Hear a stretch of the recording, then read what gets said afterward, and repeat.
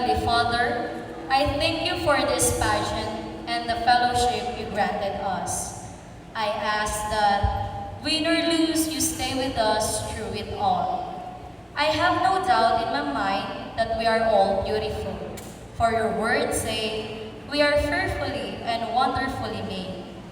I ask that you bless the judges, contestants, and audience that have come to support us.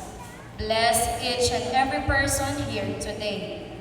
Bless their homes, finances, family, and grant them what their hearts desire. I ask you for protection when we leave this place. May your wonderful presence be part of this pageant and our everyday lives. In your Son's precious name, amen. Saint Augustine, in the name of the Father, and of the Son, and of the Holy Spirit, amen.